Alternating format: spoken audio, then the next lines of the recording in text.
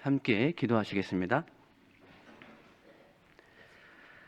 찬송과 영광과 존귀를 받으시 합당하신 살아계신 하나님 아버지 감사를 드립니다. 세상 많은 사람들 가운데서 저희들을 먼저 복음으로 불러주시고 그 은혜를 믿음으로 말미암아 하나님의 자녀라는 권세를 주신 것을 감사드립니다. 우리에게 베풀어 주신 그 사랑과 은혜가 말로만 사는 것이 아니라 하늘 영광을 버리시고 이 세상에 오셔서 십자가에서 피 흘려 죽기까지 우리를 구원해 주심에 감사드립니다. 여호와께서 내게 주신 모든 은혜를 무엇으로 보답할 것 하신 말씀처럼 우리 남은 생애 동안에 그 은혜를 갚을 수는 없지만 보답하는 마음으로 감사하는 마음으로 살 수 있도록 인도하여 주시옵소서. 이 시간 주의 이름으로 모이는 국내 교회뿐 아니라 해외 모든 교회 가운데에 주 성령께서 합당한 말씀 가운데로 인도하여 주시옵소서. 특별히 해외에서 열악한 환경 속에서 복음을 전하시는 선교사님과 함께하는 모든 동역자 위에 영육간의 능력으로 강건케 하셔서 주의 복음이 힘있게 증거될 수 있도록 역사하여 주시옵소서. 이 시간 말씀 앞에 저희를 불러 모아 주셨사오매 하나님의 선하시고 기뻐하시고 온전하신 뜻이 무엇인지 깨닫도록 인도하여 주시옵소서. 주 성령께서 이 가운데 도로 행하셔서 각 심리들을 붙잡아 주시고 은혜 베풀어 주시기를 원합니다.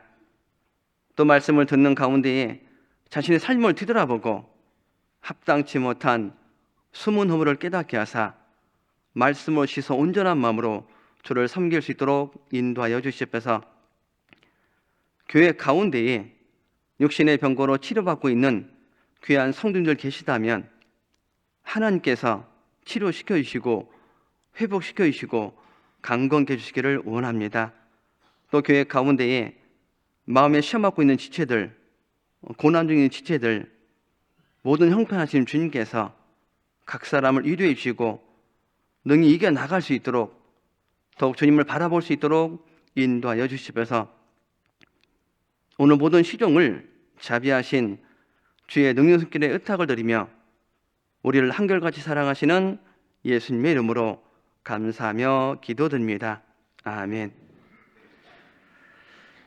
성경 말씀을 찾도록 하겠습니다. 성경 말씀 구약 성경 시편 141편이 되겠습니다. 구약 성경 904페이지 시편 141편이 되겠습니다.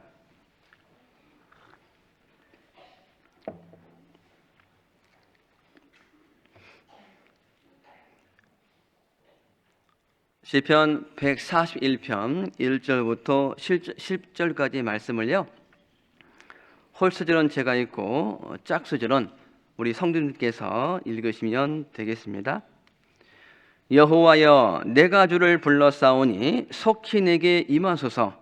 내가 주께 부르짖을 때에 내 음성에 귀를 기울이소서.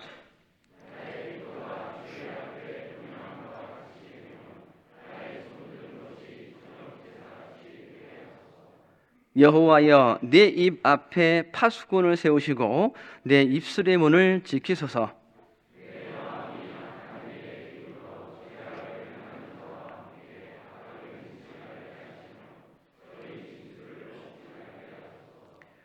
의인이 나를 칠지라도 은혜로 여기며 책망할지라도 머리에 기름같이 여겨서 내 머리가 이를 거절치 아니할지라. 저희의 재난 중에라도 내가 항상 기도하리로다.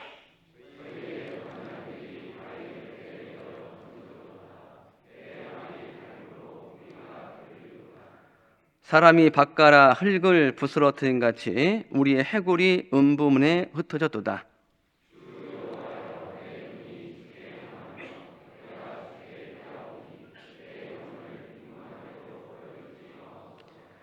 나를 지키사 저희가 나를 잡으려고 놓은 올무와 행악자의 함정에서 벗어나게 하옵소서.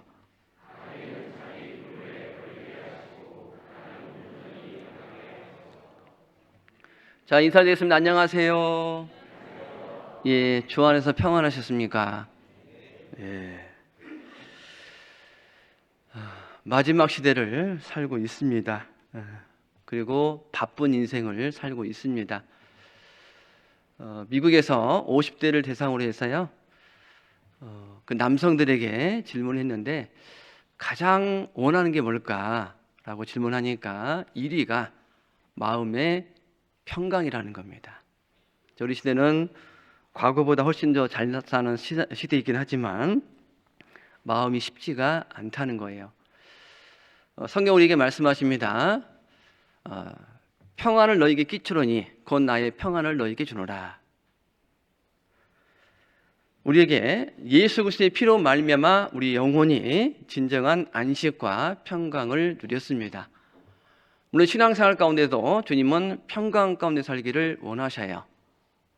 예수님이 죽으시고 안식 후 첫날 주일날 부활하셨습니다. 주일날 저녁 때 유대인들을 인해서 두려워 떨고 있는 그 제자들에게 부활하신 주님이 나타나셔서 하신 말씀이 너희에게 평강이 있을지어다. 바로 너희 모든 죄를 내가 갚았으니까 너희 심령에 평강을 가지라고 말씀하시고요. 또 두 번째, 제자들을 보내시면서 하신 말씀이 너희에게 평강이 있을지어다. 신앙 가운데 평강 가운데 있다가 주님 만나는 것이 주님의 원하시는 우리의 삶의 모습이라고 생각이 듭니다. 자, 오늘 함께 나눌 설교 제목은 다윗의 기도입니다. 다윗은 기도의 사람이었죠. 마태복음 1장 1절 말씀 가운데 아브람과 다윗의 자손 예수 그리스도의 세계라. 아브람은 믿음으로 의롭다함 받은 믿음의 조상에 대한 의미를 가지고 있고요. 다윗은 믿음으로 승리한 사람의 모습을 보여주고 있습니다. 다윗은 많은 전쟁을 했습니다. 그 전쟁을 통해서 통일 왕국을 이루죠. 그 비결 중에 하나가 뭐냐면 여호와께 묻자와 가로되 항상 하나님께 물어봤습니다. 여호와께 묻자와 가로다는 그 말씀은 우리 영혼의 목자요 감독되신 이를 인정하는 삶의 모습일 겁니다. 뿐만 아니라 범사의 그를 인정하라. 사사건건 하나님을 개입시키라는 거예요. 다윗은 생애 동안에 그 기도 응답을 많이 받았습니다. 근데 그가 그렇게 간절하게 기도할 수 있는 배경이 뭘까? 시편 141절 말씀을 제가 읽겠습니다. 여호와여 내가 주를 불렀사오니, 중반절에 내가 주께 부르짖을 때에, 절박한 상황이죠. 간절한 상황입니다. 속히 내게 임하소서. 마지막 부분에 내 음성에 귀를 기울이소서. 누가 하나님께 간절히 기도할까? 어려운 가운데 있을 때에, 정말 내가 연약하다는 걸 깨달을 때에 하나님께 기도할 수밖에 없다는 겁니다. 내가 힘이 있고 능력이 있다면 간절하게 하나님께 기도하기가 어려울 거예요. 다윗은 기름 부음 받은 이후에 바로 왕이 된 게 아닙니다. 10여 년 이상 오랜 시간 동안에 많은 고난을 겪었어요. 당대 절대 권력이었던 이 사울 왕이요, 자기를 죽이려고 쫓아다니잖아요. 그런 가운데 함께 기도합니다. 하나님 도와주시기를 원합니다. 자, 우리 인생도 고난의 연속입니다. 그 고난 중에 있을 때에 자기 연민에 빠지거나 하나님 어찌하여 내게 이런 어려움을 주셨습니까? 왜 하필은 납니까? 그런 것보다는 환난 날에 나를 부르라. 내가 내게 응답하겠고 내가 나를 영화롭게 하리라. 다윗은 하나님께 기도하고 있습니다. 그래서 2절 말씀 가운데에 나의 기도가 주의 앞에 분향함과 같이 되며 나의 손드는 것이 저녁 제사같이 되게 하소서. 마치 이스라엘 백성들 가운데 제사장이 성수에서 향로에다가 분향하는 것처럼 아침 저녁으로 분향할 때 밖에 백성들은 기도합니다. 특히 저녁 때는 희생 제물을 제단에 드린 이후에 향로를 통해서 분향합니다. 분향할 때 그 향이 올라가는 것처럼 하나님, 내 기도가 주님 앞에 상달되어 응답받기를 원합니다. 그래서 요한계시록 5장 8절 말씀 가운데 이 향은 성도의 기도라고 우리에게 말씀하고 있다는 거예요. 시편 141편은 전체적인 이런 내용입니다. 하나님의 보호를 구하는 기도, 시험을, 어려움을 극복하기 위한 기도, 환난 날에 드린 저녁 제사, 이렇게 표현할 수가 있다는 거예요. 근데 다윗은 기도 응답 받기를 원하는데 그 기도 응답 받기에 합당한 모습이 되도록 먼저 하나님께 기도하고 있습니다. 그래서 3절부터 6절까지 그 내용을 통해서 죄악으로부터, 죄 이후로부터 하나님 나를 지켜주시고 보호해 주시길 원합니다. 때론 우리의 기도가 왜 상달되지 못할까? 합당치 못한 모습 때문에 하나님 앞에 상달되어 응답받지 못할 때가 있다는 겁니다. 신앙생활 가운데 어려움이 없을 수는 없을 겁니다. 또 신앙생활 가운데 마음에 많은 갈등들이 있습니다. 정상적인 그리스도인들은 중심에 영적 갈등들이 있어요. 뭐가 있냐면 하나님 뜻대로 살고 싶은 마음의 소원을 내 안에 계신 성령 하나님을 주시는데 육신은 그것을 좋아해요, 싫어해요? 싫어해요. 우리가 영혼이 구원받은 거지 육신은 아직 구원받은 게 아닙니다. 육신은 내 편이 아니에요. 육신은요, 서 있으면 앉고 싶어요. 앉아 있으면 눕고 싶고, 누워 있으면 자고 싶고, 자다 보면 더 자고 싶고. 우리가 성경을 통해서 말씀을 묵상하면 그래, 나를 죽기까지 사랑하신 그 하나님, 내가 남은 생애를 주를 위해 살겠다. 그런데 육신은 굴복하기를 싫어한다는 거예요. 자, 여기 본문 잡으시고 로마서 7장을 보겠습니다. 로마서 7장입니다.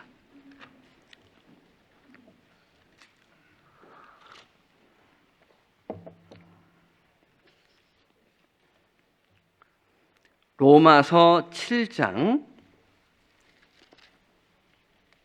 21절 말씀입니다. 신약성경 248페이지 로마서 7장 21절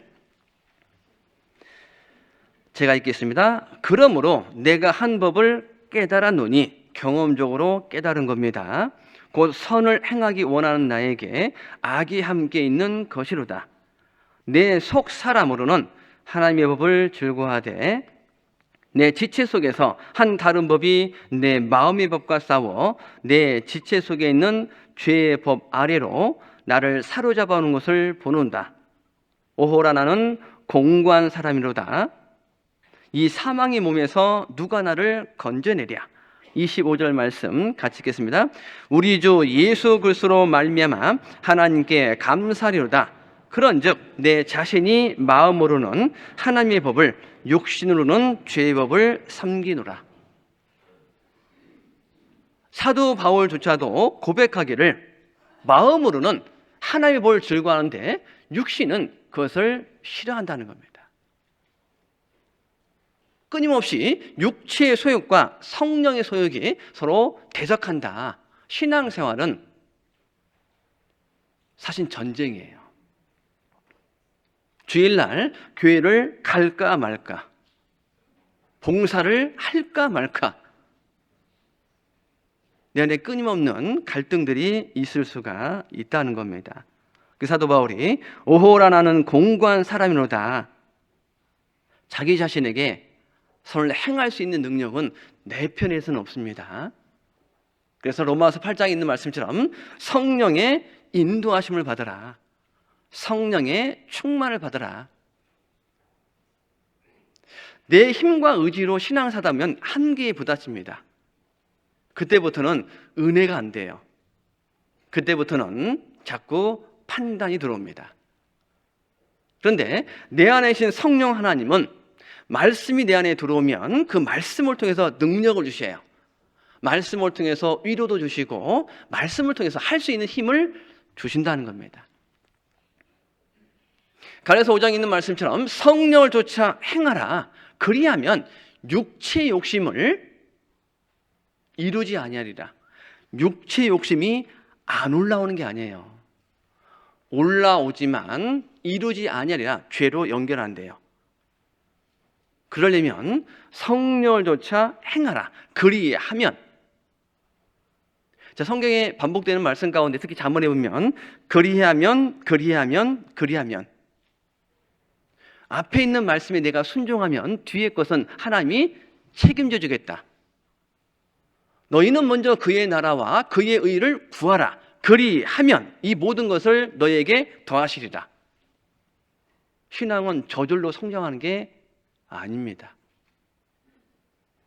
먼저 하나님의 나라, 복음의 역사 확장되는 것, 그의 의를 구하라. 서로 사랑하고 말씀에 순종하라. 그러면 하나님이 육체에 필요한 것도 주시겠다라고 말씀을 하고 있다는 거예요. 그래서 너희 안에서 행하신 이는 하나님이시니 자기의 기쁘신 뜻을 위하여 너희로 소원을 두고 행하게 하시나니. 구원받으면요, 내 안에 성령 하나님께서 하나님이 살 수 있는 힘을 주십니다. 마음을 주셔요. 근데 육신은 그를 막는다는 겁니다. 하나님 앞에 정말 쓰임받기를 원하고 기도 응답받기를 원하는데 내 삶 속에서 합당치 못한 것 때문에 죄의 유혹에 넘어져서 기도 응답을 받지 못할 수도 있겠다. 그 시편 기자는 하나님, 내 음성을 들어주시길 원합니다.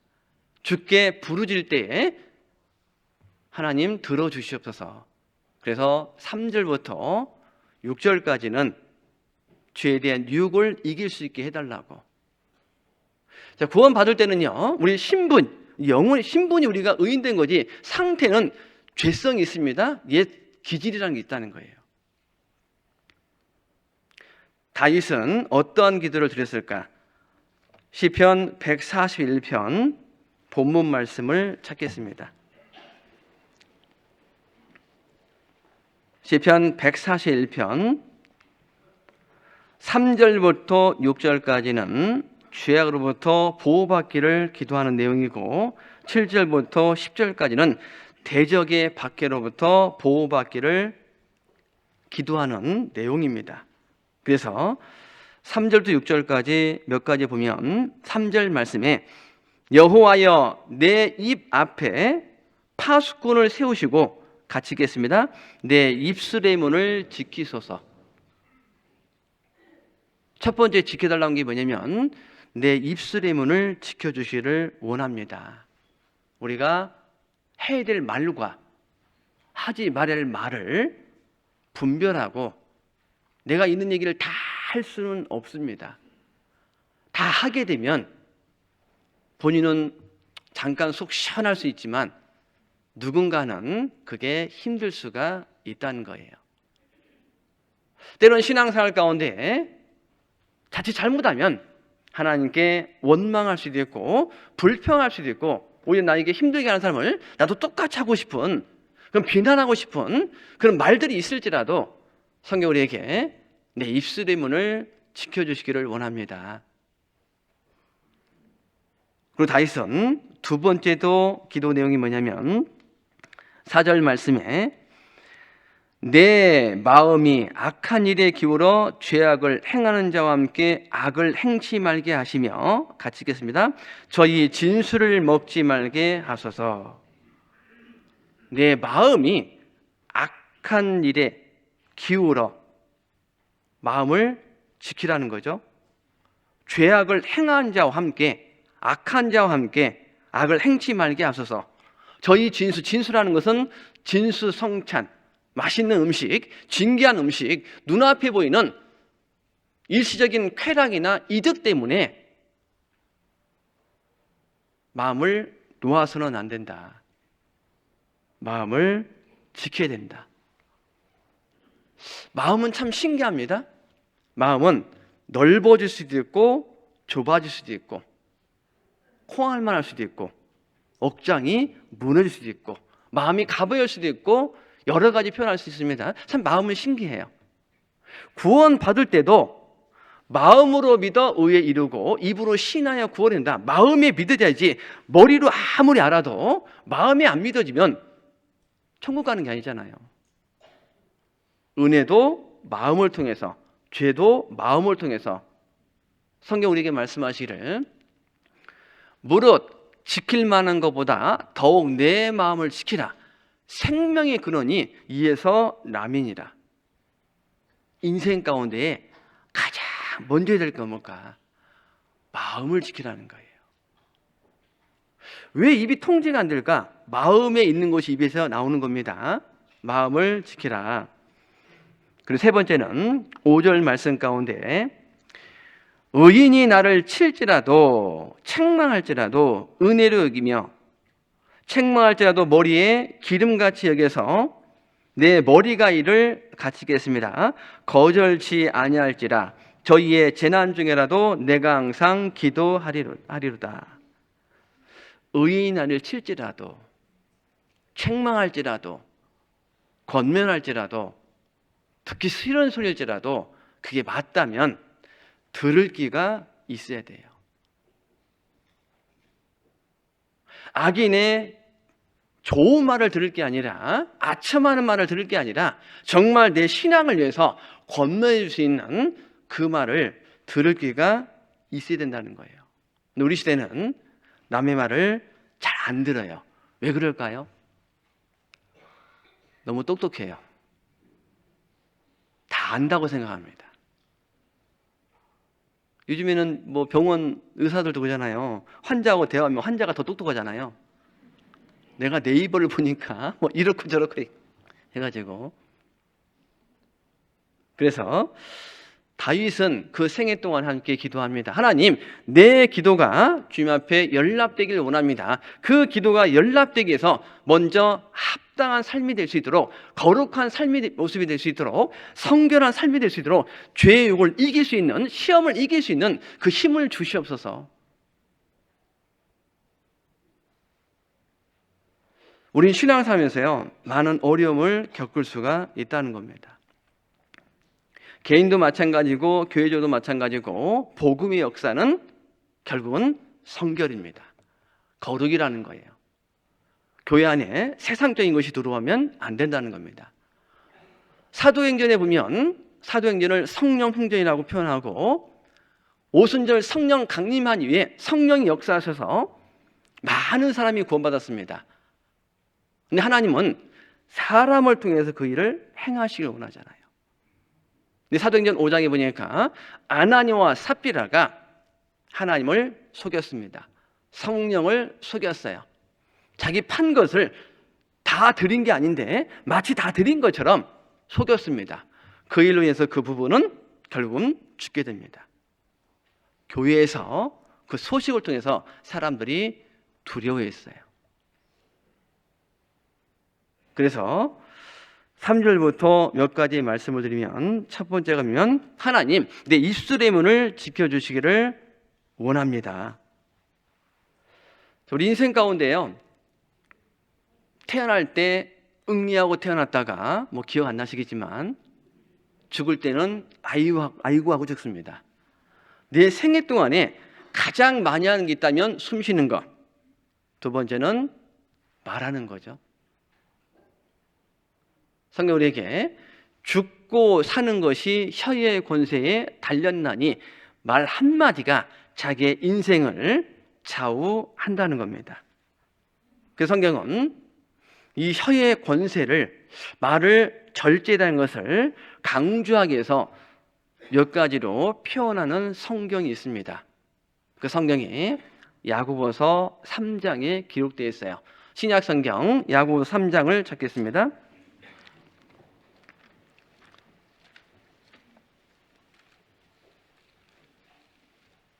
자, 히브리서 다음에 야고보서 3장.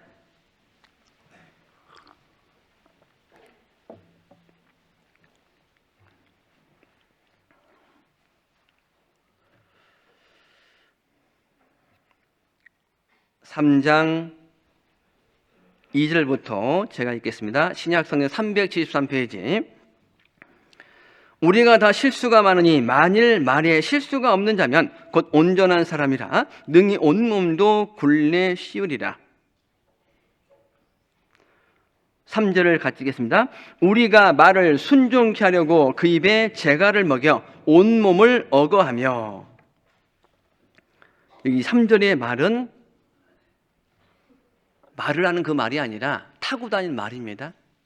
예전에는 교통수단으로 사용했는데 그 말을, 야생말을, 그런 말들을 잘 길들여 가지고 주인이 원하는 대로 하려면 여기는 이처럼 그 입에 재갈을 먹여 온몸을 억여하며 고삐를 사용해서 다스리는 거죠.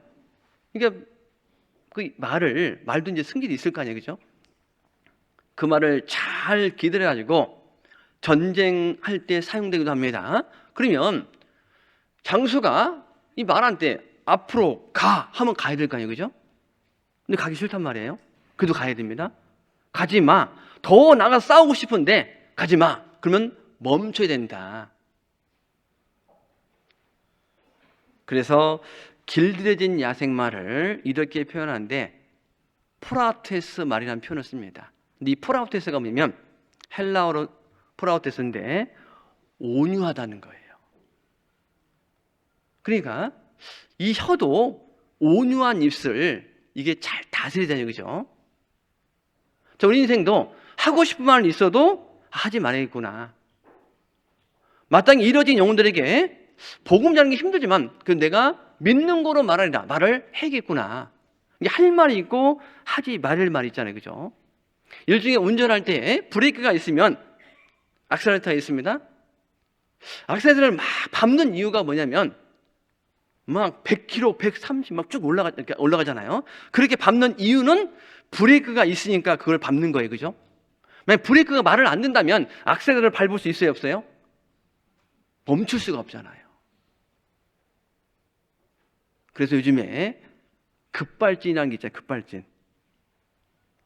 내 의지와 상관없이 막 달려갑니다. 사고 나잖아요, 그죠? 얼마 전에 어떤 분이 급발진을 경험한 거예요. 이대로 가다가는 저 사람을 죽이겠구나. 그래서 어쨌든 이렇게 확 틀어가지고 어디 그냥 부딪혔습니다.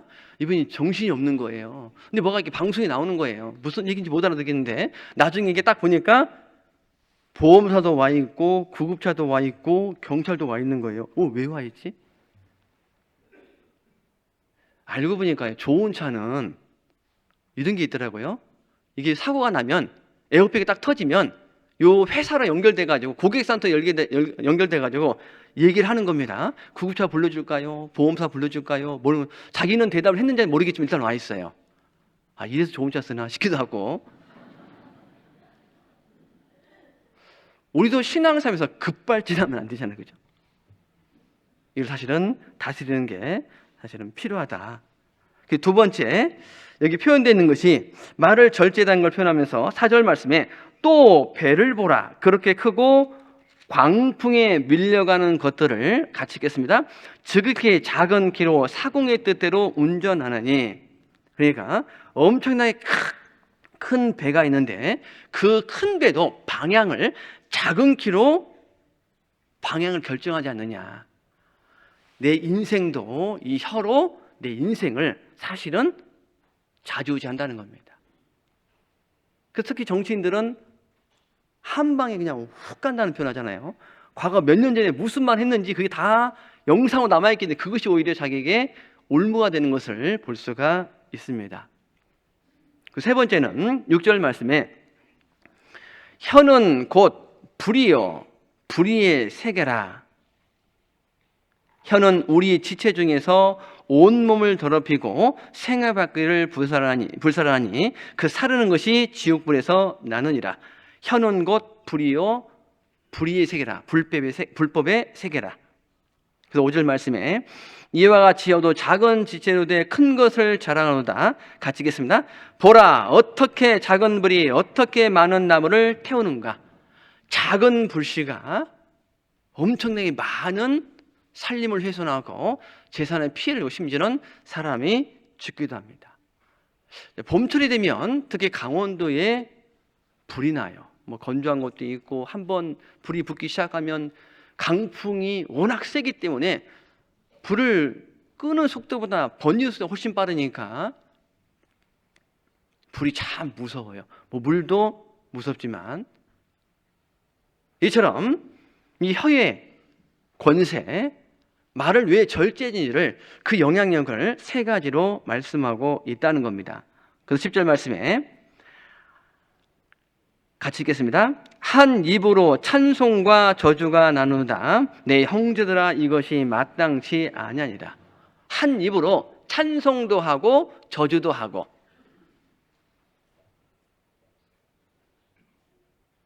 우리 찬양을 들으면 참 은혜롭잖아요, 그죠? 근데 찬양대는 드러나 있는 위치잖아요, 그죠? 그래서 어떤 분이 이제 그런 표현을 쓰는데, 눈을 감고 들으면 참 은혜가 되는데 눈을 뜨고 보게 되면 은혜가 조금, 우리 입이 찬송과 저주가 나올 수 있다는 겁니다. 자, 그래서 우리가 하지 말아야 될 말이 어떤 게 있을까? 첫 번째는 원망과 불평을 하면 안 됩니다. 성경 우리에게 범사에 감사하라, 항상 기뻐하라. 어떻게 범사에 감사할 수 있을까? 하나님은 그 선하심이 영원하시도다. 그 선하심과 인자하심이 영원하다. 결국은 어려움이 있다면 하나님 반드시 훗날 뭔가 깨닫게 하고 축복을 주려고 어려움을 주기 때문에 하나님을 신뢰하고 그 어려움 가운데도 하나님,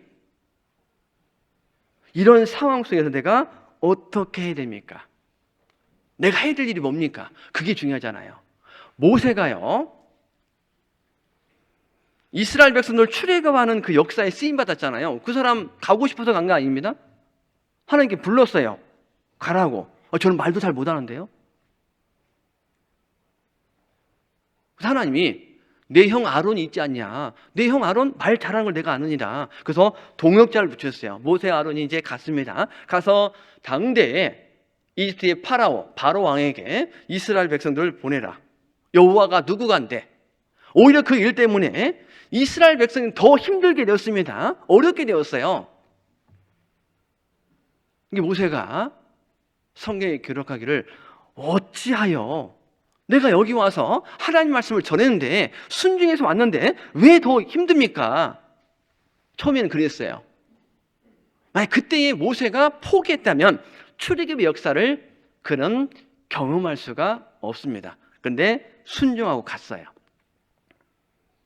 결국은 출애굽하고 홍해바다 건너고 하나님께 찬양을 드리고, 근데 광야잖아, 그죠? 가보니까 물이 없습니다. 또 이스라엘 백성들이 막 원망하는 거예요. 왜 우리를 여기까지 데려와가지고 우리를 죽게 하느냐고. 저는 이제 모세를 보면요, 참 대단하다. 한두 명도 아니고 장정만 60명. 이스라엘 백성들이 잘한 게 뭐 있어요? 조금만 힘들면 원망하잖아요. 조금만 힘들면 불평하잖아요. 돌로 막 죽이려고 하잖아요, 그죠? 근데 모세가 태도가 어떠냐면, 하나님, 이런 상황에서 내가 어떻게 해야 됩니까? 처음에는 어찌하여 나를 보냈냐고. 이제는 좀 성숙했죠? 하나님, 이 상황 내가 어떻게 해야 됩니까? 내가 해야 될 역할이 뭡니까? 이 상황 속에서. 그런데 우리 신앙생활 가운데도 불평과 원망이 없는 게 아니잖아요. 불평하는 것도 전염된다는 거 아세요? 내가 불평하잖아요. 주변 사람에게 전염됩니다. 부모 역할이 참 중요한 것 같아요. 내가 불평하고 부정적인 말하면 자녀들도 그렇게 갈 확률이 크다는 거예요. 구약 성경에 사사시대 때에 기드온의 300명의 용사를 뽑을 때 첫 번째, 두려워 떠난 자 집에 가. 왜 그러냐면 지금 전쟁하러 가잖아요. 죽고 사는 문제잖아요, 그죠? 그런데 두려워하면 한 사람으로 끝나는 것이 아니라 주변 사람에게 두려움이 이렇게 번진다니까요. 그래서 어떤 분들은 교회 안에 원불교가 있으면 안 된다고. 원불교. 뭐 교회 무슨 원불교? 원망, 불평, 교만. 이 불평한다는 것은요, 원망한다는 것은 하나님의 약속을 신뢰하지 않는 겁니다. 그들이 40년 동안에 겪었던 그 어려움은 거기가 과정이지 목적지는 아니잖아요. 목적지는 가나안 땅입니다. 인생은 아무리 힘들어도요, 지나가요, 안 지나가요? 다 지나가요. 성경에 말씀하시기를 형통한 날은 기뻐하고 공고한 날은 생각하라. 하나님 이 두 가지를 병행하신다. 그래서 형통한 날 너무 우쭐대지 말라. 공고한 날이 있을 수 있고 공고한 날에 너무 침륜에 빠지지 말라. 다시 형통한 날도 있을 거라는 겁니다. 그래서 우리 입술의 문을 지키는데 내가 혹 원망하는 거나 불평하는 말을 내가 안 해야겠구나. 그래서 야고보서 5장 한 장 넘기겠습니다. 5장 9절 말씀입니다.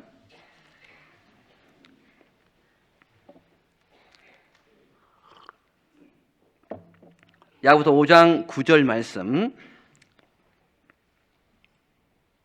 같이 읽겠습니다. 형제들아 서로 원망하지 말라. 그리하여야 심판을 면하리라. 보라 심판자가 문 밖에 서 계시니라. 서로 원망하지 말라. 미국의 한 저명한 목사님이요, 목회를 하는 과정 속에서 성도들이 이런저런 얘기할 거 아닙니까? 누구는 어떻고 누구는 어떻고. 이 목사님이요, 목회할 때 노트 한 권을 딱 준비하는데 거의 표지에 교인 불평록이라고 써놨습니다. 그래서 성도가 와서 막 얘기하려고 할 그때에 딱 보여주면서 성도님이 하신 말씀을 여기다 쭉 기록하고 그때 사인을 해주세요. 그리고 때가 되면 제가 공적으로 드러내서 이 문제를 해결하겠습니다. 그러니까 성도가 하는 말씀이 그 정도 기록할 건 아니라고. 그 자기가 40년 동안 목회하는데 불평록에 하나도 기억된 것이 없었다는 겁니다. 우리가 신앙생활 가운데 자칫 잘못하면 이스라엘 백성들처럼 우리는 구약 성경 읽으면서 어찌 이렇게 이스라엘 백성들 참 답답하다. 매일매일 기적을 경험하고 은혜를 경험하는데도 불구하고 어떻게 저렇게 원망할 수 있을까? 그 모습이 누구예요? 우리 자신이에요. 우리 이 자리에 있는 것 자체가 은혜라는 거 생각 안 하세요? 사실 기적이에요. 아침 일하는 것도 기적입니다. 어떤 분들은 주일날 오고 싶어도 못 나오는 분들 계셔요. 병상에 있는 분들. 예전에 어떤 분이 이런 분이 있습니다. 이분이 50대인데요. 결국은 이제 암투병 생활합니다. 시한부 인생이에요. 얼마 안 남았습니다. 토요일만 되면 기도해요. 하나님, 내일 꼭 교회에 가서 말씀을 들을 수 있도록 내 건강을 지켜주시옵소서. 왜 그러냐면 자칫 교회에 와서 쓰러지고 하면은 성도들에게 어려움을 줄 수 있기 때문에 갈 수 있도록 도와달라고. 사도 바울이 죽기까지 복음을 전한 이유가 뭘까? 왜 다른 사람보다 더 많이 수고했을까? 성경은 말씀하시기를 나의 나된 것은 하나님의 은혜다. 은혜를 은혜로 여기는 사람이 더 적극적으로 주님 위해서 헌신하고 희생합니다.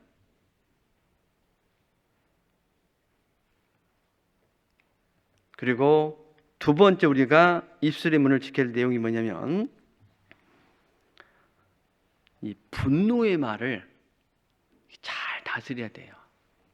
성경에 보면 사랑의 15가지 그리스도의 인격이 나오는데 그 중에 하나가 사랑은 성내지 아니하며. 왜? 성내면은 반드시 누군가는 상처를 입어요.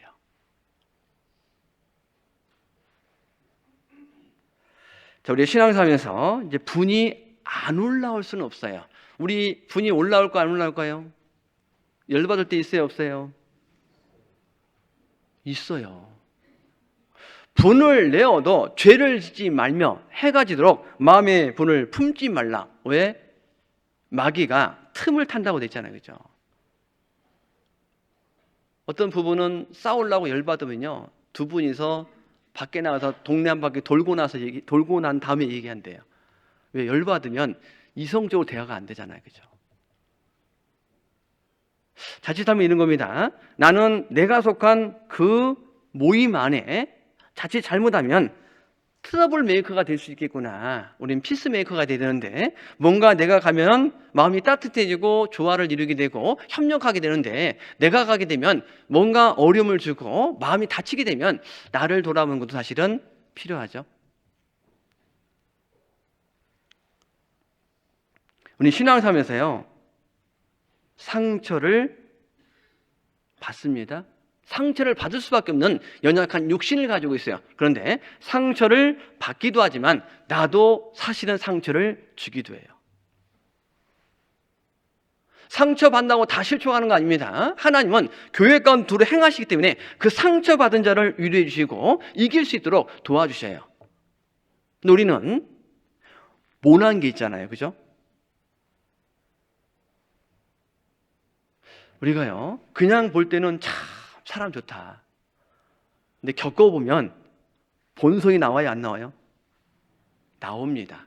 근데 하나님이 관계 속에서 모난 것을 다듬어 간다는 거 아세요? 내 모난 부분들이 자꾸 다듬어져야만이 하나님이 점점점 그 사람을 쓸 수가 있는 겁니다. 근데 신앙 안에서 부딪히면 아픔은 있지만 신앙이 성장해요. 그런데 그걸 견디지 못하면 상처가 그대로 아물지 않고 흉터로 남아있을 수가 있다는 겁니다. 혹시 누군가가 나에게 화를 내거나 상처 주는 게 있다면 이렇게 생각하시면 좋을 것 같아요. 아, 저 사람 나 때문에 어떤 열받은 것보다는 지금 상태가 열받아 있구나. 그 사람 감정을 그대로 인정하고, 또 한 가지는 내가 모르는 뭔가 이유가 있겠지. 그리고 마지막으로 더 심하게 나한테 안 한 것이 참 감사하다. 그래서 우리가요, 마음을 어쨌든 간에 분이 올라오는 것을 다스리는 게 좀 필요하고요. 그리고 입술의 문을 다스려 주시기를 원합니다. 지켜주기를 원합니다. 그 중에 한 가지는 두루다니면서 한담하는 말. 성경 잠언 20장 보겠습니다. 잠언 20장.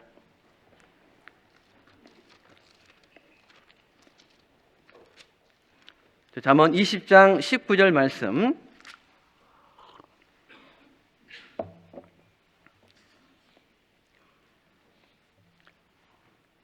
잠언 20장 19절 말씀. 20장 19절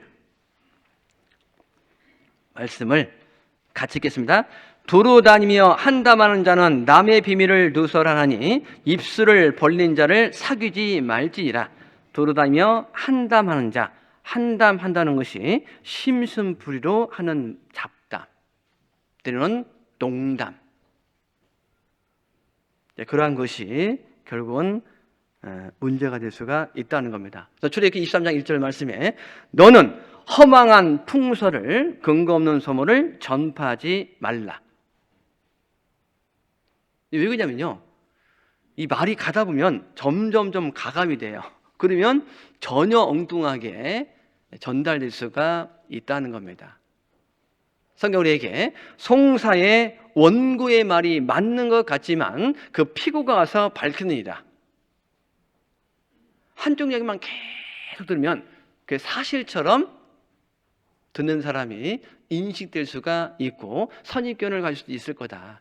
그러나 피고가 와서 밝히느니라. 근데 당사자가 아니면 굳이 이야기할 필요가 없다는 겁니다. 그래서 왜 남에 대해서 얘기하면 안 될까? 특히 좋은 얘기가 아니라 비난한 말들은요, 결국은 비난을 심으면 비난이 돌아옵니다. 무엇보다도 그 사람의 형편을 우리가 다 아는 게 아니잖아요. 그리고 자기 입장에서만 사실은 얘기할 수밖에 없는 겁니다. 그리고 중요한 것은 사탄이 두루 다니면서 삼킬 자를 틈을 본다는 겁니다. 자, 그래서요, 우리가 어떤 말을 할 때 특히 구원받고 오래 되시고 일꾼일수록 말을 조심해야 된다라는 것이 필요합니다. 같은 성경 잠언 15장입니다. 잠언 15장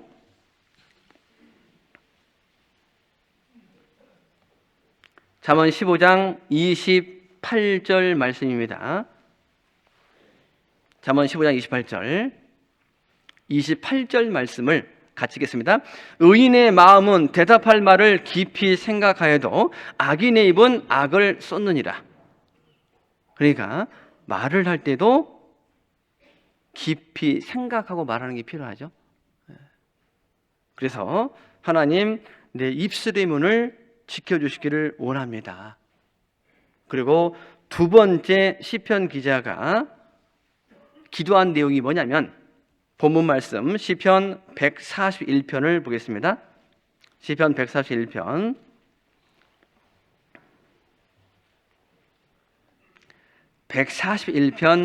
4절 말씀.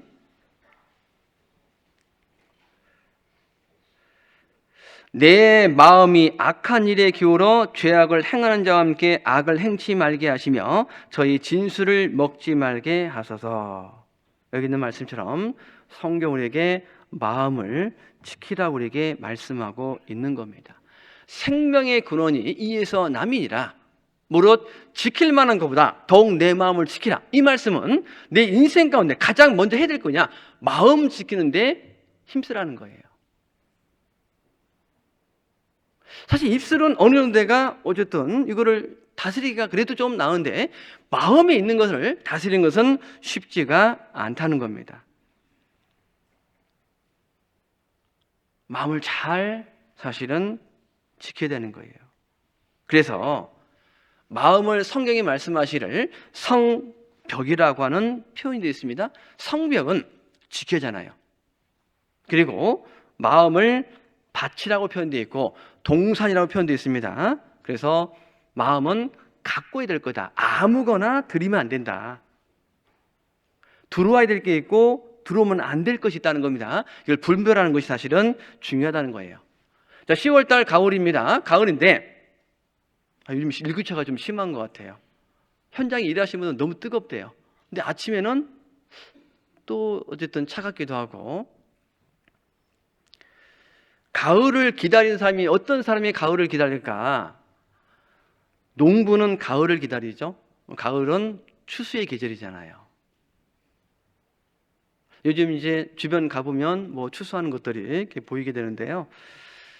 잠언 24장이 말씀하시기를 내가 증왕에 예전에 어떤 때에 게으른 자의 밥과 지혜 없는 자의 포도원을 지나면서 보니까 가시덤불이 퍼졌으며 거친 불이 지면에 덮였고 돌담이 무너졌기로 내가 보고 생각이 깊었고 내가 보고 훈계를 받았었노라. 농사 짓는 걸 통해서 우리가 어쨌든 간에 교훈을 받을 수 있잖아요. 우리도 신앙 안에 많은 열매들이 있습니다. 그 열매들을 성경은 성령의 9가지 열매, 외적으로 복음을 전하는 많은 열매들이 있습니다. 좋은 열매를 얻으려면 어떻게 되면 좋은 씨앗이 내 안에 들어와야 돼요. 그래서 마태복음 13장에 4가지 밭의 비유가 있습니다. 좋은 밭에 씨앗이 떨어져야 생명을 얻게 되고 열매를 맺게 되죠. 우리가 복음 전할 때 하나님이 살아계신 증거가 부족해서 못 믿는 게 아니에요. 마음밭이 강팍해요. 세상적인 것에 매여 있습니다. 구원받고 난 이후에 신앙생활도 마찬가지입니다. 마음이 강팍해지거나 마음이 세상적인 것 때문에 염려가 들어오면 좋은 씨앗이 들어와도 열매 맺기가 사실은 어렵다는 겁니다. 자, 그래서 우리 인생 가운데 이런 겁니다. 누가 육신을 따라 살고 누가 성령을 따라 살까? 그 키가 어디 있을까? 성경은 생각이라고 말씀하세요. 그래서 마음을 지킨다는 것은 좋은 생각의 씨앗을 내가 받아들여야 돼요. 그걸 심어야 됩니다. 자, 로마서 8장을 보겠습니다. 로마서 8장.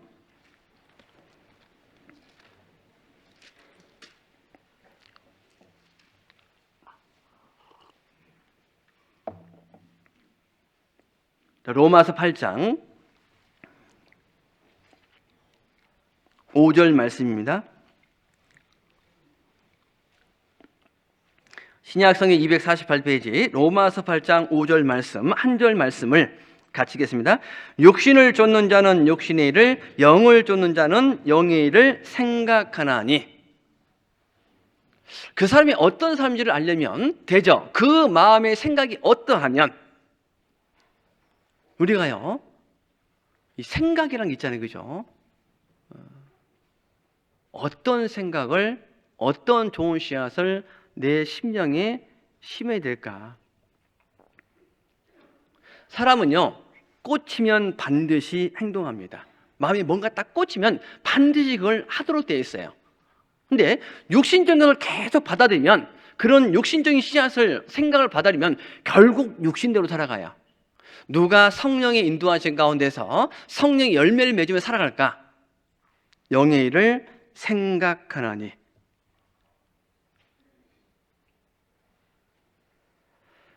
사람 마음은요, 이렇게 오픈되어 있습니다. 아무거나 들어올 수 있어요. 통제하지 않으면. 사람이 하루에 몇 가지 생각할까요?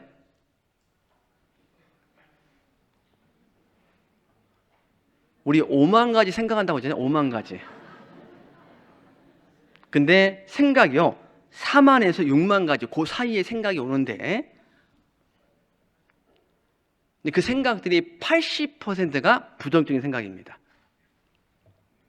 이 생각을 내가 통제해야 돼요. 유다라는 사람이, 가룟 유다가 예수를 팔았잖아요. 판 것도 대단해요, 그죠? 3년 반 동안 그렇게 기적도 보고 말씀을 들었는데도 불구하고. 근데 그는 돈깨를 맡은 자라 돈에 욕심이 있으니까 마귀가 예수를 8년 넣었습니다. 근데 계속 생각한 거예요. 생각하니까 마음에 탁 심겨진 거예요. 바로 행동으로 사실은 옮겼다는 겁니다. 그래서 6절 말씀에 육신의 생각은 사망이요. 이 사망은 죽는 거잖아요. 죽는다는 것은 분리를 말하잖아요. 영혼 없는 몸이 죽은 것 같이 행함이 없는 믿음은 죽은 것이라. 그러니까 삶 속에서 육신을 따라 살면 하나님과 상관없이 인생을 살 수 있어요. 그리고 영의 생각은 생명과 평안이니라. 내 안에 성령이 계시기 때문에 성령 하나님께서 내가 주께 범죄치 아니하려 주의 말씀을 내 마음에 두었나이다. 말씀이 내 심령에 들어오잖아요. 심겨지면 능력이 나타나요. 복음도 심겨지니까 죽은 자가 살아나잖아요, 그죠? 신앙생활도 4대 원리 중에 첫 번째가 말씀 생활인데, 말씀 듣기를 멀리하면 신앙생활 하기를 사실은 포기하는 것과 똑같습니다. 우리는 참 말씀이 풍성하잖아요. 주일날, 수요일날 모임 때마다 많은 말씀을 듣는데도 불구하고 중요한 것은 풍요 속의 빈곤, 스쳐 지나가요. 그때뿐이에요.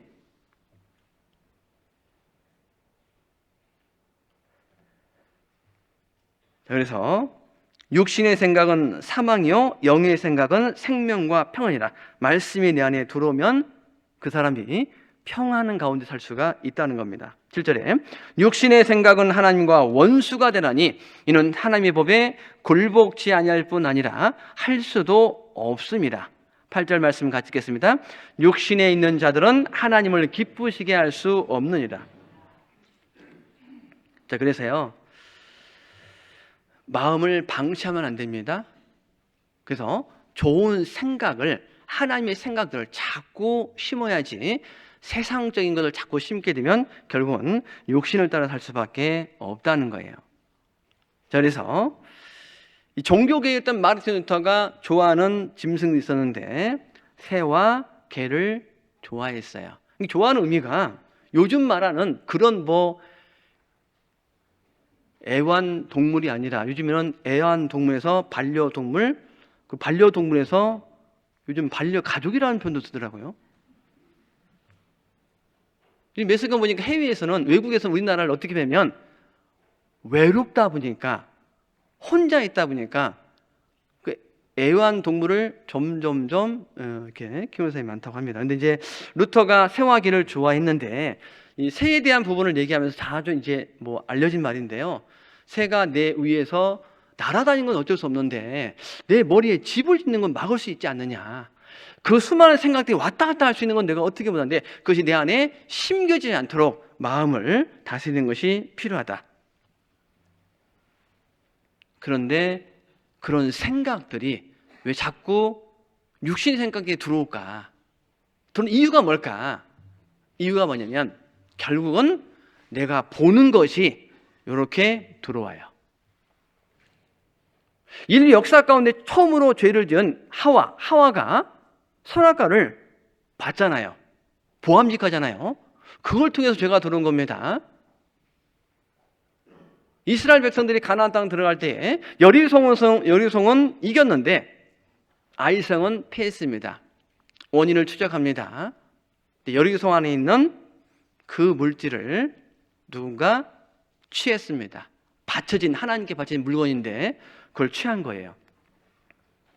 결국은 이제 뽑기 시작합니다. 제비를 쭉 뽑는데 총 4번에 걸쳐서 결국은 아간이 뽑혔는데 하나님은 처음부터 알았어요. 근데 왜 그런 과정을 주셨을까?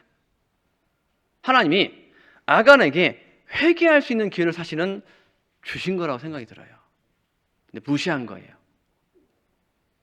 아간도 보고 탐내어서 취했다고 성경은 말씀하고 있어요.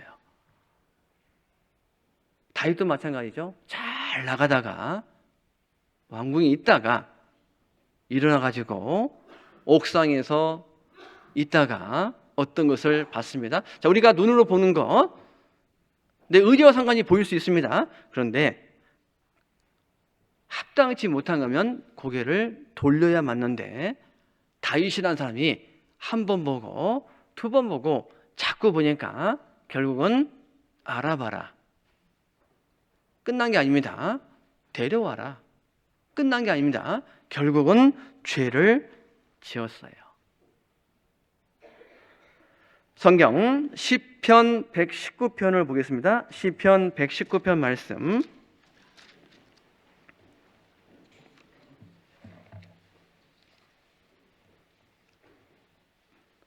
시편 119편 37절 말씀입니다. 시편 119편 37절 말씀.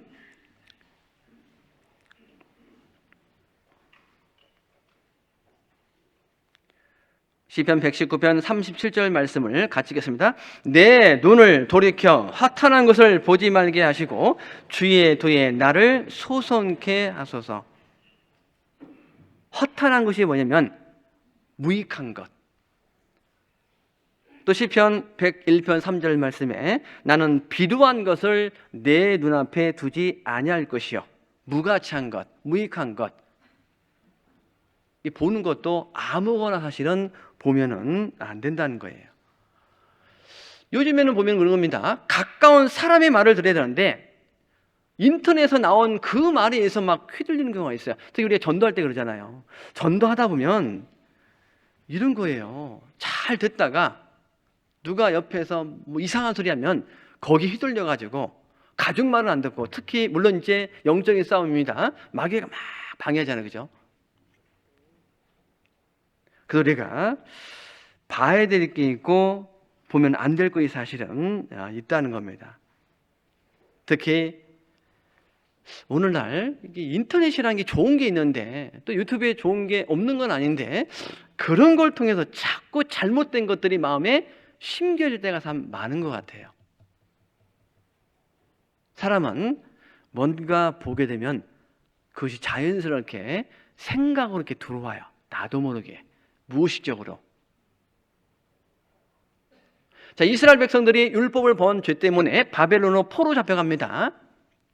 이스라엘 백성들은 정신을 못 차리는 거예요. 하나님께서 인자야, 에스겔 선지자야, 너가 이런 모습을 보이면 패역한 족속이라도 생각하지 않겠냐. 성경 찾겠습니다. 에스겔 12장입니다. 구약성경 에스겔 12장 3절 말씀.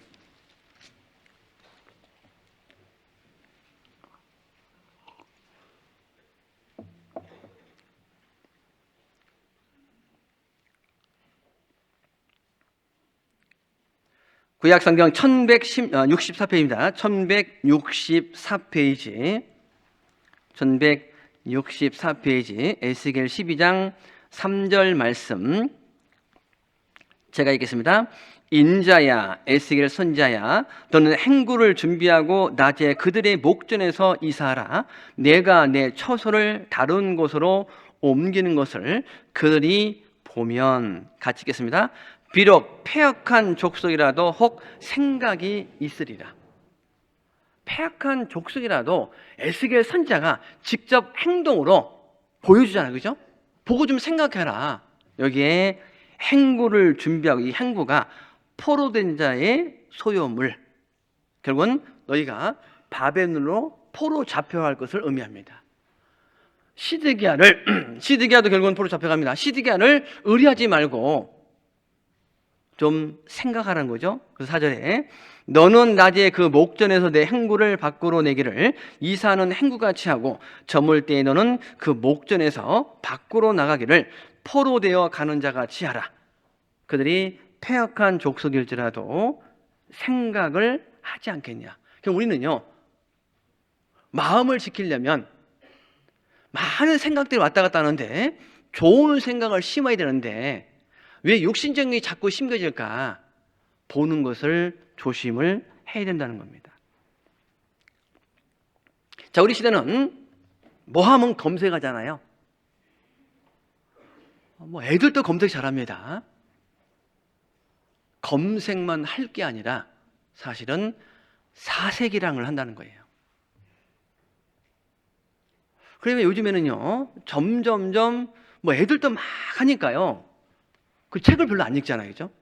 그러면 우리나라에 점점점 문해력이 떨어진 사람들이 많아져요. 이게 이제 그런 표시잖아요.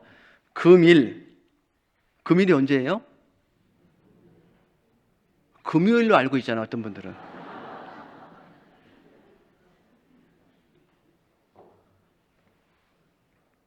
그리고 사흘이 며칠 날이에요? 3일이잖아요.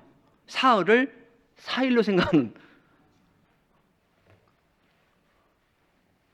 학교에서 급식을 중식을 준다고 하니까 왜 중식만 주냐고, 한식은 안 되냐고. 이 책을 안 읽어 요즘에는요. 검색할 줄 알아도 순간적으로 주는 그 정보만 익숙하지 깊이 생각을 잘 안 합니다. 그래서 카카오톡의 창업자인 김범수라는 분이 그분의 자기 성공 비결을 얘기할 때 그는 독서와 사색이라고 말을 해요. 독서, 사색. 그래서 세상 사람들은 독서 모임이라는 게 있잖아요. 그죠? 책 읽고 서로 자기 생각을 얘기합니다. 일종의 우리가 신앙생활하면서 묵상이잖아요. 묵상을 통해 주신 은혜를, 내 삶에 어떤 변화를 주신 것들을 입술을 통해서 간증을 고백하는 거잖아요. 그죠? 그래서 그 스마트폰, 특히 아이폰, 아이패드, 그거를 애플을 창업자인 스티브 잡스라는 사람이요, 자녀들에게는 스마트폰 사용을 금지했습니다. 애들이요, 아이패드를 써본 적이 없다는 겁니다. 오히려 저녁 식사 자리에서 아이들과 함께 대화를 나누고 책에 대한 얘기를 하고. 요즘에는요, 점점점 생각을 잘 안 하고 즉흥적이고 일시적이고 그런 쪽을 자꾸 한다는 겁니다. 그래서 우리가 생각을 깊이 하는 게 중요하겠다. 그리고 우리가요, 마음을 지키는 것은요, 결국은 하나님이 아니면 우리 마음을 우리가 지킬 수 없습니다. 잠언 4장 말씀 보겠습니다. 잠언 4장. 잠언 4장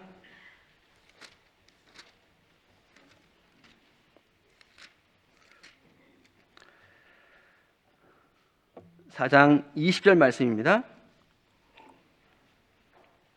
잠언 4장 20절.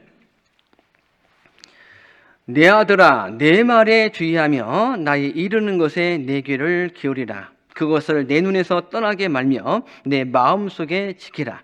그것은 얻는 자에게 생명이 되며 그 온 육체의 건강이 됨이니라. 23절 말씀 같이 읽겠습니다. 무릇 지킬 만한 것보다 더욱 내 마음을 지키라. 생명의 근원이 이에서 남이니라. 마음을 지키려면 그 앞에 있는 20절에 있는 말씀처럼 내 아들아 내 말에 주의하며, 그리고 10절 말씀에 내 아들아 들으라. 근데 중요한 것은 듣고 끝나는 게 중요한 게 아니라 10절 중반절에 내 말을 받으라. 그리하면 내 생명해가 길리라. 들을 뿐만 아니라 마음으로 받아들이라.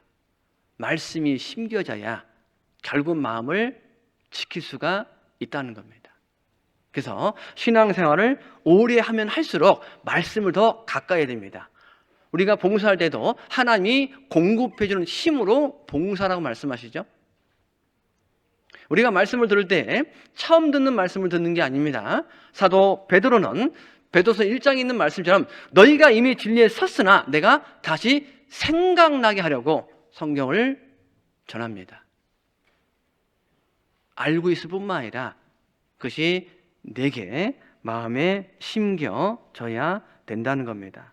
그래서요, 우리가 하나님의 것, 영의 생각들, 말씀을 내 안에 자꾸 집어넣을 때에 결국은 마음을 지킬 수 있다는 거예요. 그리고 마지막으로 세 번째는 시편 141편 5절 말씀입니다.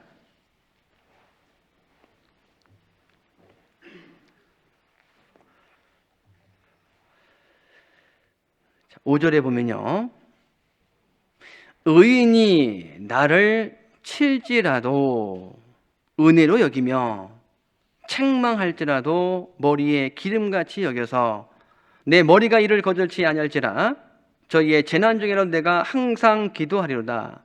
여기면 의인의 책망은 듣기 좋은 소리가 아닙니다.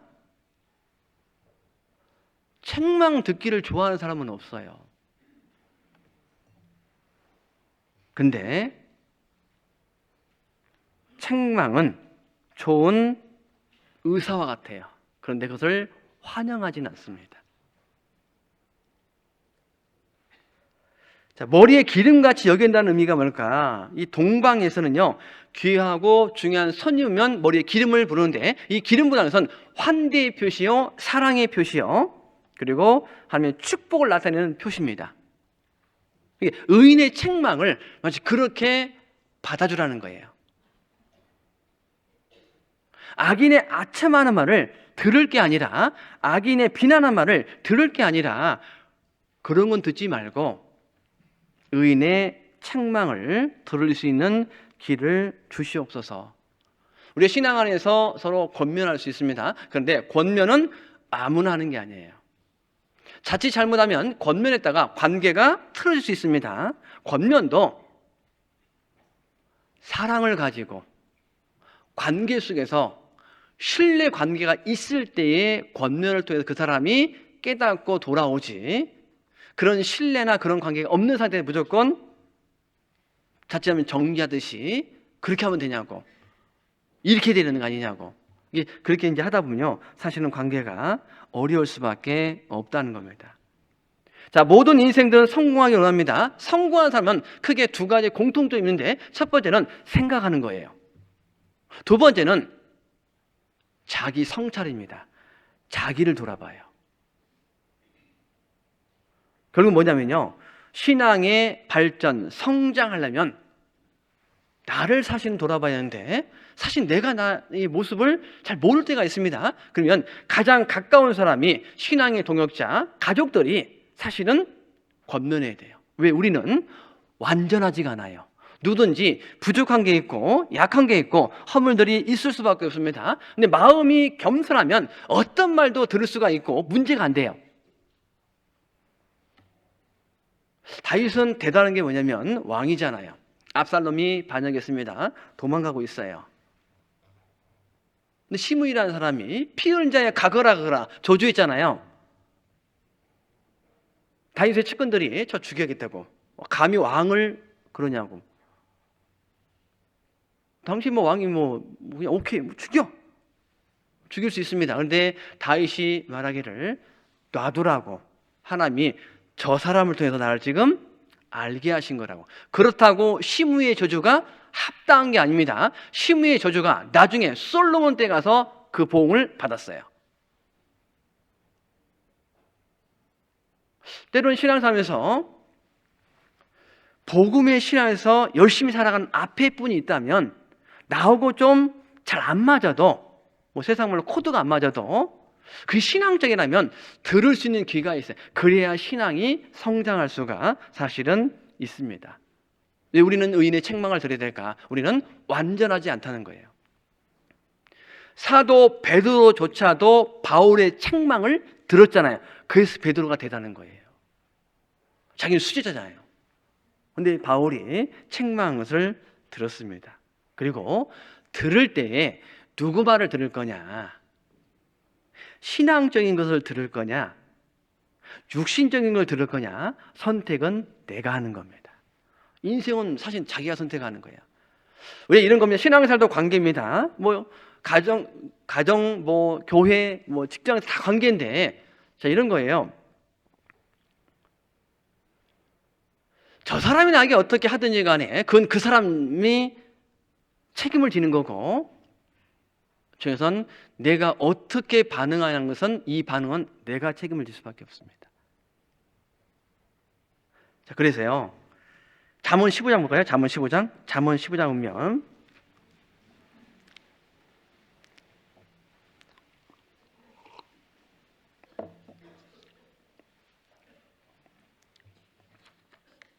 잠언 15장 1절 말씀입니다. 구약성경 925페이지 잠언 15장 1절 같이 읽겠습니다. 유순한 대답은 분노를 시기하여도 과격한 말은 노를 격동하니라. 우리의 반응이 중요하다는 것을 생각할 수 있죠. 대부분 보면요, 외적인 부분들은 그렇게 많지가 않고 대부분이 내가 이거를 어떻게 반응을 보일까, 즉각적으로 감정으로 이걸 반응을 보일까, 아니면 심사숙고해서 내가 올바른 반응, 선택하는 게 사실은 중요하다는 거예요. 그래서 우리가 이 권면도요, 사실은 조심스러운 거고, 사실 남들이 나한테 권면하는 것도 이걸 잘 들어야 됩니다. 그래서 잠언 같은 성경 9장 8절 말씀 보겠습니다. 9장 8절 말씀.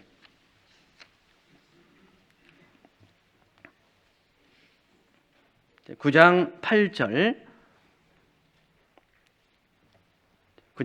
말씀 같이 읽겠습니다. 거만한 자를 책망하지 말라. 그가 너를 미워할까 두려우니라. 지혜 있는 자를 책망하라. 그가 너를 사랑하리라. 이거 책망을 하라는 말씀이 하지 말라는 말씀이에요. 책망도 아무나 하는 게 아니라는 거예요.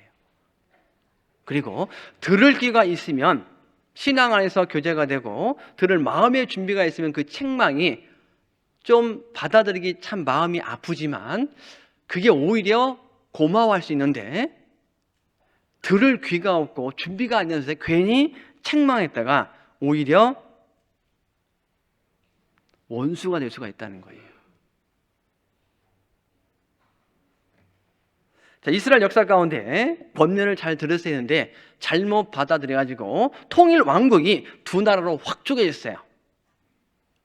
그 왕이 르호보암 왕입니다. 백성들이 왔을 때 솔로몬 성전 짓고 성벽하면서 많은 세금과 여러 가지 그 수고를 했잖아요, 그죠? 좀 무거운 짐을 좀 줄여달라고. 근데 르호보암이요, 즉답을 안 했으면, 그건 참 지혜로운 거예요. 근데 교회 안에 있다 보면 이게 참 즉답하기가 어려운 게 많아요. 이 즉답하다 보면 또 다른 상황들이 있기 때문에 충분히 기도하고 심사숙고해서 정말 교회가 유익되는 쪽으로 뭔가를 이 결정을 해야 되는 거잖아요, 그죠? 이제 르호보암이 어떤 결정을 했을까? 성경 열왕기상 12장 보겠습니다. 열왕기상 12장. 자, 열왕기상 12장.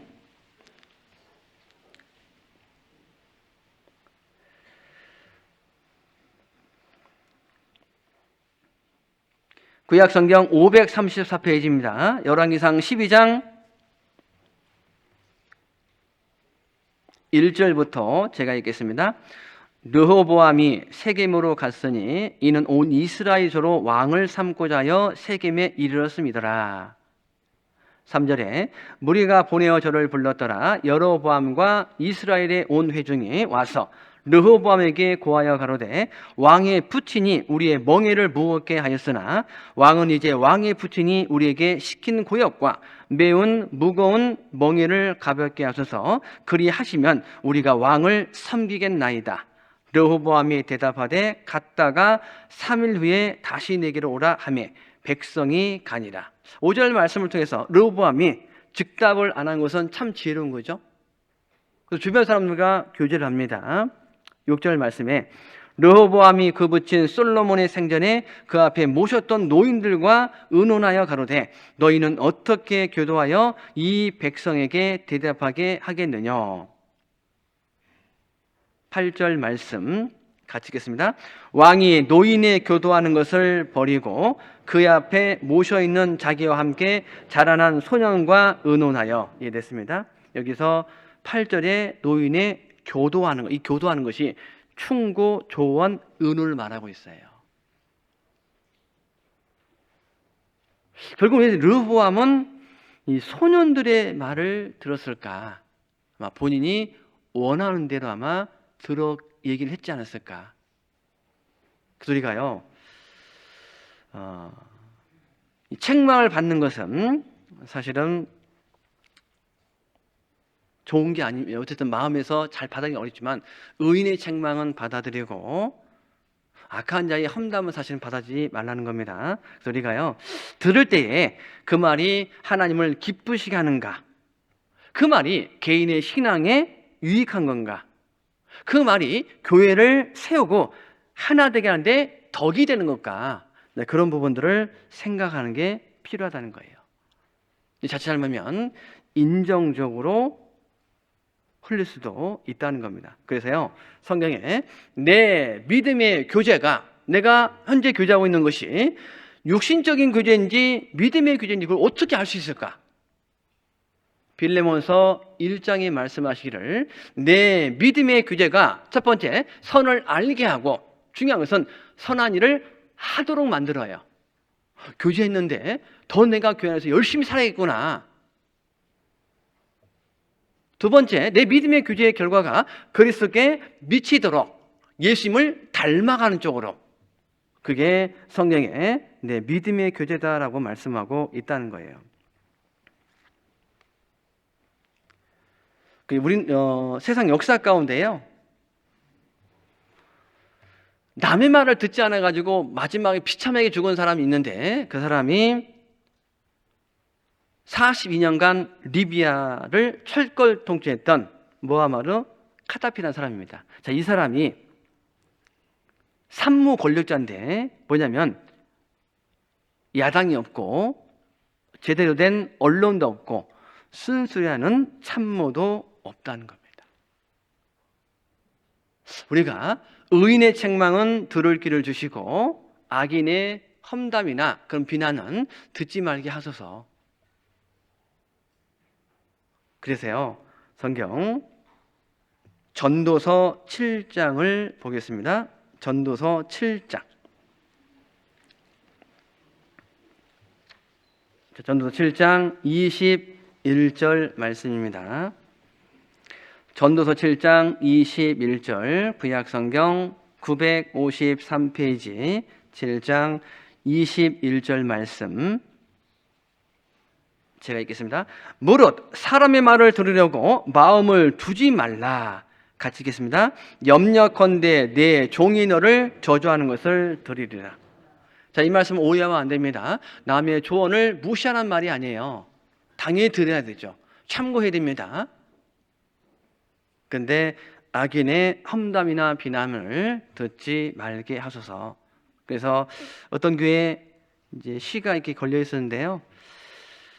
허물을 들을 때면이라는 시가 있는데 잠깐 몇 가지만 읽어드리겠습니다. 누군가의 허물을 들을 때 그것이 비록 작을지라도 상처로 자라, 상처는 가시로 자라 나를 찌르게 됨을 알아 기도하게 하소서.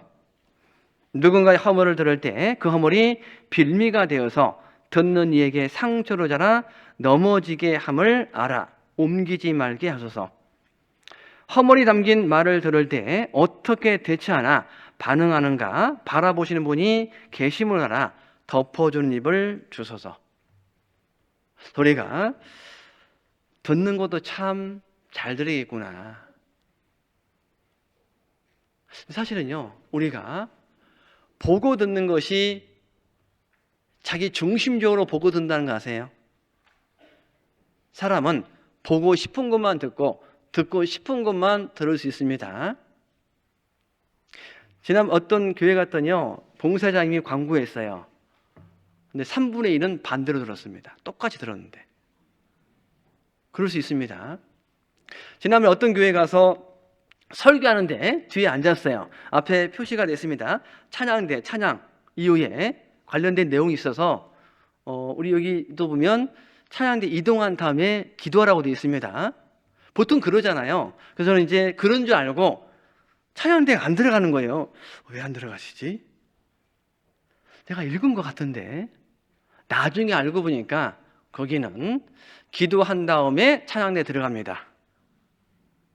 이게 보는 것도 자세히 잘 안 보면 넘겨짚어서 볼 수 있겠구나. 사실은 듣는 게 쉬울까요? 어려울까요? 쉽지가 않아요. 이제 이런 거잖아요. 뭐 생활 상담하다 보면 듣는데 잘 들어야잖아요. 이분이 하신 말씀 마음 깊숙한 어떤 마음인지를 들어야 하잖아요. 그죠? 예를 들면 이런 겁니다. 세상에서 마찬가지잖아요. 어떤 사람이 죽고 싶어. 이분이 진짜 자살하려고 죽고 싶다고 하는 건지 아니면 죽고 싶을 정도로 힘들다고 하는 건지 뭐 알기 참 쉽지가 않잖아요. 그죠? 그래서 경청이라는 것이 사실은 쉽지가 않아요. 그래서 우리가 듣는 것도 참 잘 들어있구나. 그래서 오늘 다윗의 기도, 하나님 내 기도를 응답해 주기를 원합니다. 그 응답받는 합당한 삶의 모습이 될 수 있도록 도와주시옵소서. 마지막 시편 141편 읽고 마치겠습니다. 시편 141편 1절 말씀 한 절 말씀을 같이 읽겠습니다. 여호와여 내가 주를 불러싸오니 속히 내게 임하소서. 내가 주께 부르짖을 때 내 음성에 귀를 기울이소서. 간절한 기도죠. 하나님 내 기도 들어주시옵소서. 그 기도 응답에 합당한 삶이 될 수 있도록 나를 지켜주시옵소서. 거룩한 생활이라는 겁니다. 함께 기도하시고 마치겠습니다.